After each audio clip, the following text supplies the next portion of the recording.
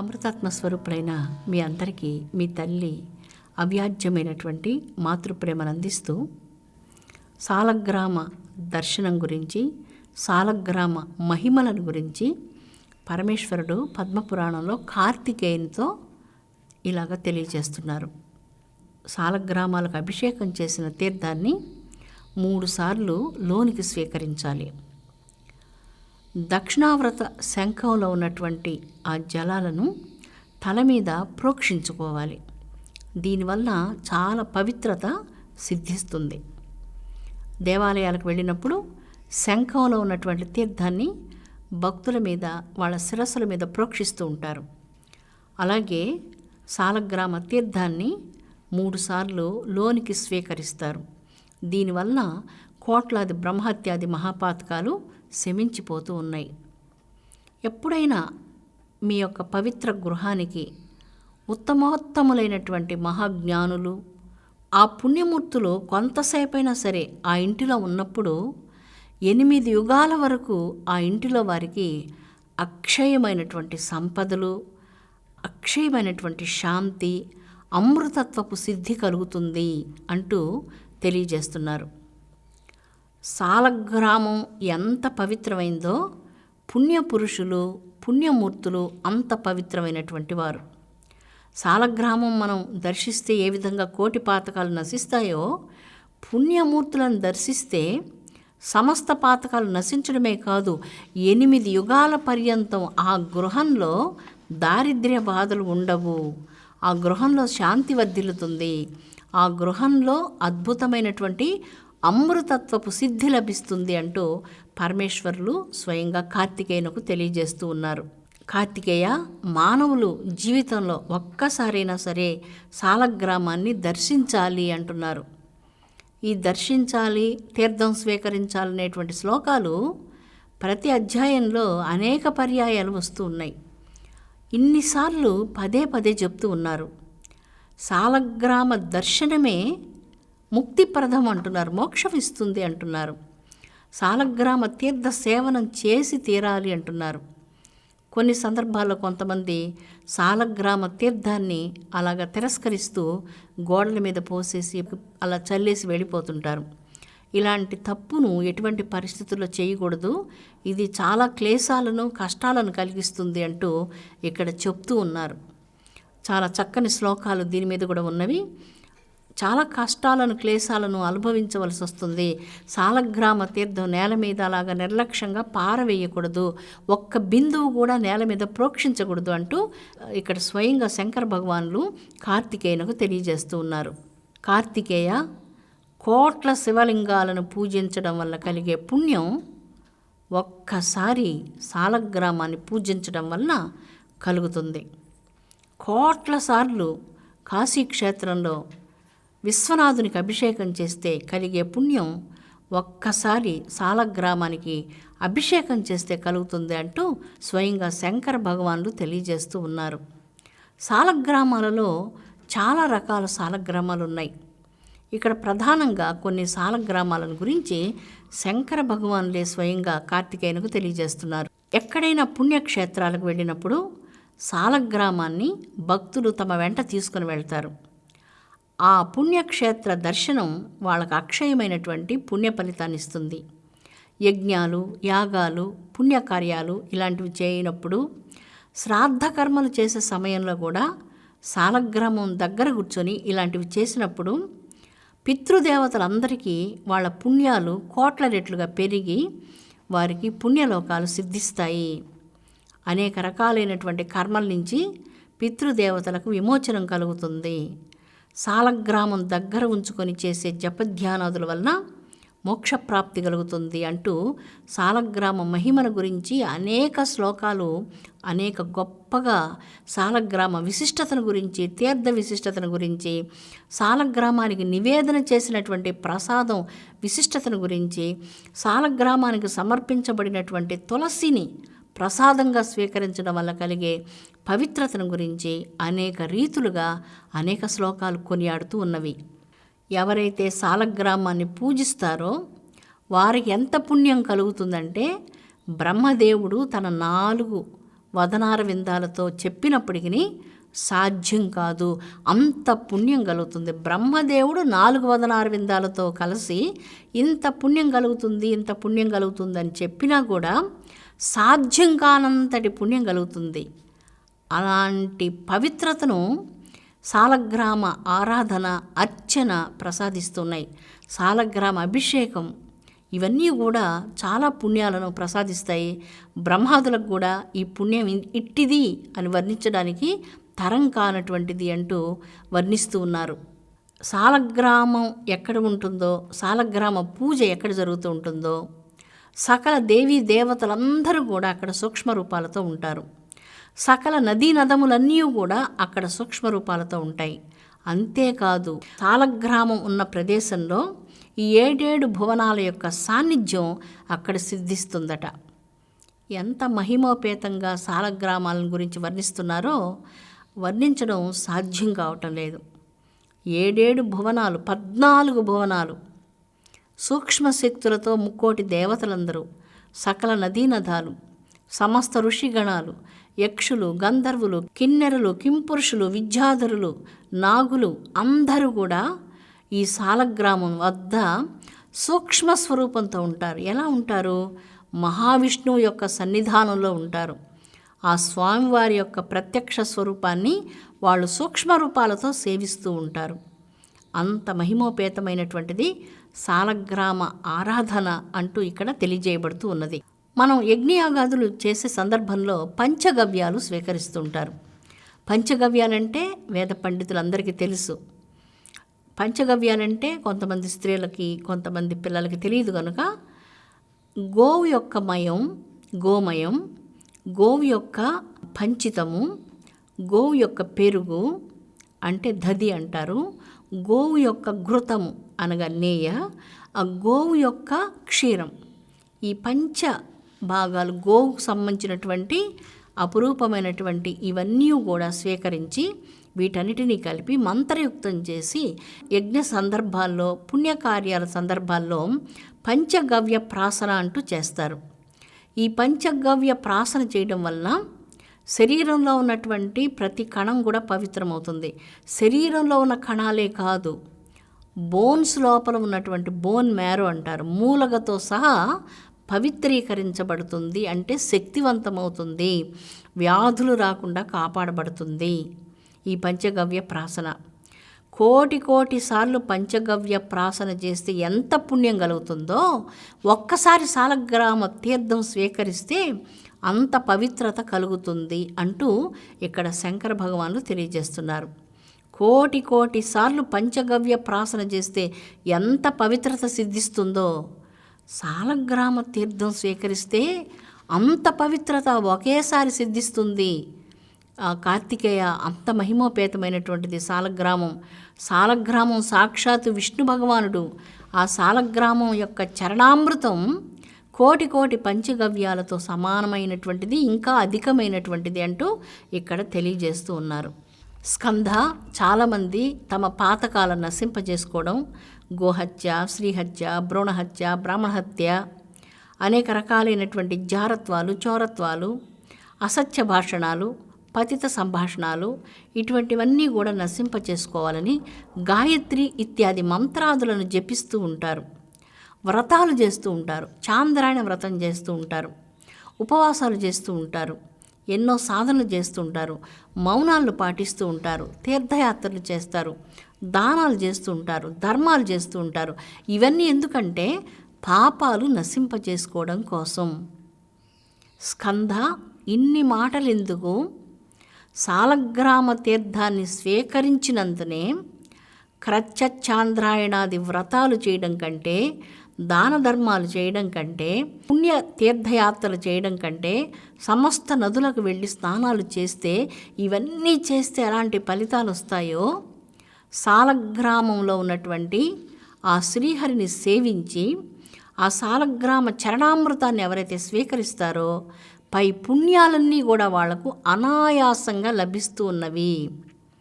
చాలా అనాయాసంగా, అంటే కష్టపడకుండా చాలా సులభంగా, అంత సౌలభ్యం కలిగించేటువంటిది సాలగ్రామ తీర్థ మహిమ.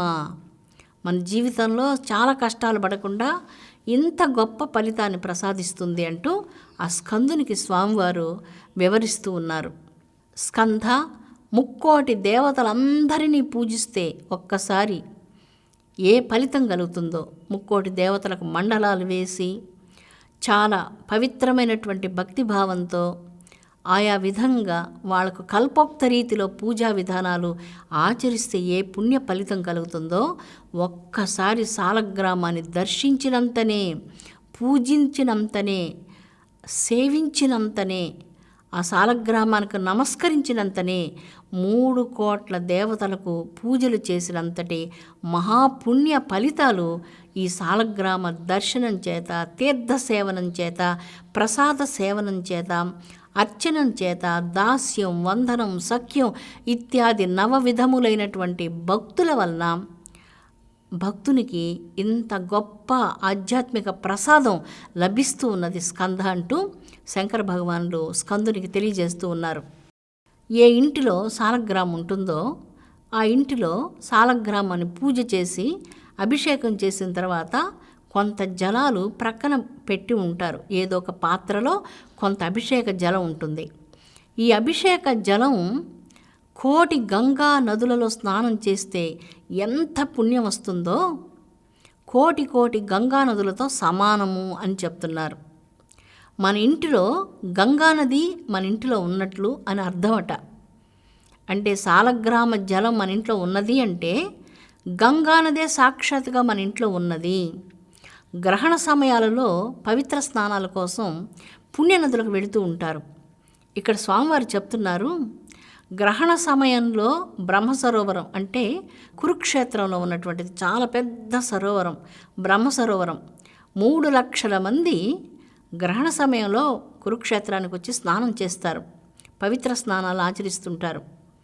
గ్రహణ సమయాలలో గంగా నది, యమునా నది, సరస్వతీ నది, పరమ పవిత్రమైనటువంటి ఈ నదులన్నిటి యందు గోదావరి, కృష్ణ, తుంగభద్ర, కావేరి ఇత్యాది మహానదులన్నిటి యందు స్నానం చేస్తే ఎంత పరమ పవిత్రత సిద్ధిస్తుందో, గంగానదిలో గ్రహణ సమయంలో స్నానం చేస్తే ఎటువంటి మహత్వపూర్ణమైనటువంటి పవిత్రత లభిస్తుందో, అభిషేకం చేసినటువంటి జలాలు ఒక చిన్న పాత్రలో మన ఇంటిలో ఉంటే ఆ గ్రహణ సమయంలో గంగానదిలో ఏ విధమైనటువంటి శక్తి తరంగాలు ఉంటాయో ఈ సాలగ్రామ జలంలో అలాంటి శక్తి తరంగాలతో ఆ జలం తరంగితమవుతూ ఉంటుంది అంటూ ఇక్కడ స్వామివారు సెలవిస్తూ ఉన్నారు.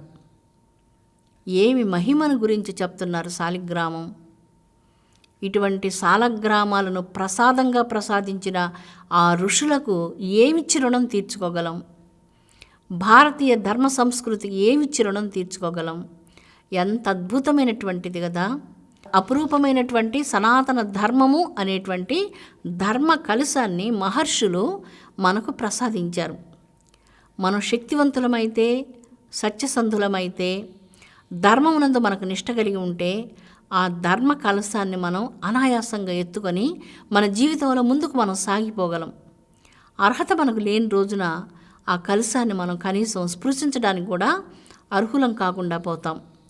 కనుక ఇక్కడ పరమపావనమైనటువంటి ఈ గ్రహణ సమయంలో గంగానదిలో స్నానం చేస్తే ఎంత పుణ్యం కలుగుతుందో, బ్రహ్మ సరోవరంలో స్నానం చేస్తే ఎంత పవిత్రత కలుగుతుందో, కురుక్షేత్రంలో సర్వతీర్థంలో స్నానం చేస్తే ఎంత పవిత్రత కలుగుతుందో, కామాక్షి తల్లి దేవాలయం దగ్గర ఏకాంబరేశ్వర స్వామివారి దేవాలయంలో సర్వతీర్థము అన్నటువంటి పవిత్ర తీర్థం ఉన్నది.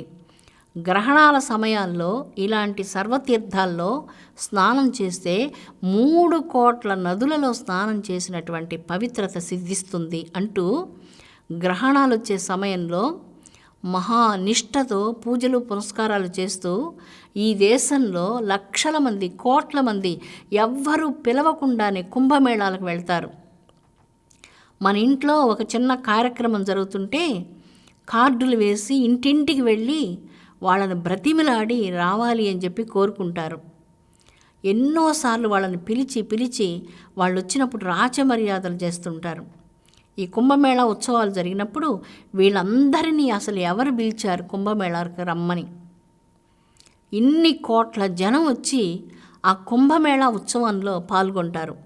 ఈ దేశంలో మనందరికీ మన భారతదేశపు నదుల యొక్క కుంభమేళ, గ్రహణాలు ఇలాంటి విషయాలన్నీ తెలుసు.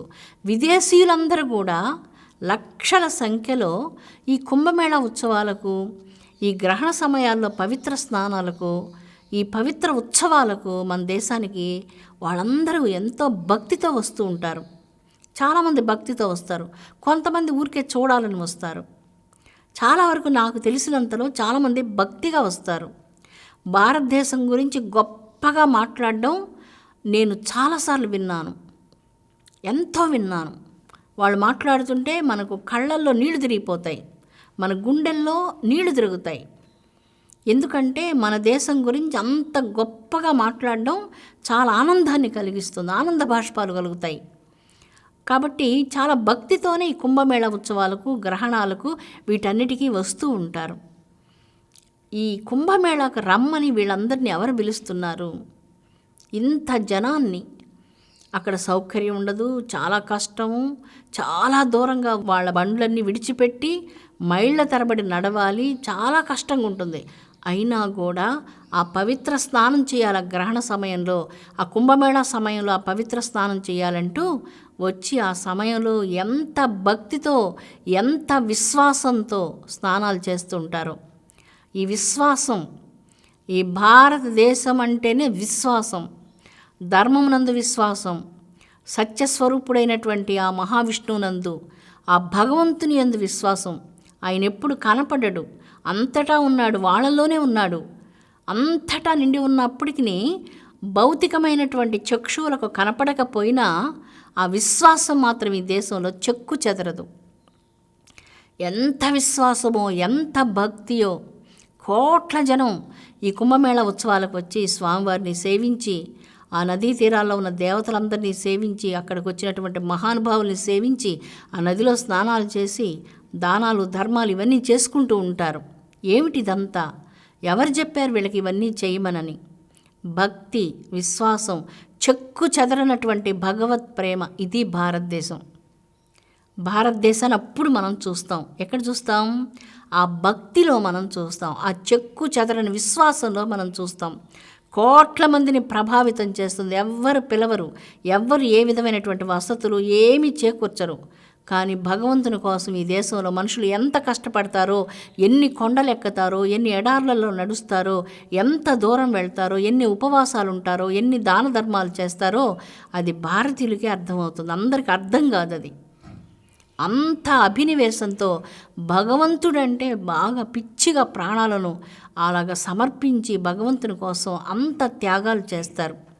కాబట్టి అలాంటి గ్రహణ సమయాలలో ఉన్న పవిత్ర జలం ఎంత శక్తివంతమైందో, మన ఇంటిలో అభిషేకం చేసుకున్నటువంటి ఆ జలాలు ఒక చిన్న పాత్రలో ఉంటే అది గ్రహణ సమయంలో ఉన్నటువంటి జలంతోనో, కుంభమేళా ఉత్సవాల్లో జరిగేటువంటి ఆ పవిత్ర నదీ జలాలతోనో ఇంకా శక్తివంతమైనది అంటూ ఈశ్వరుడు చెప్తున్నారు.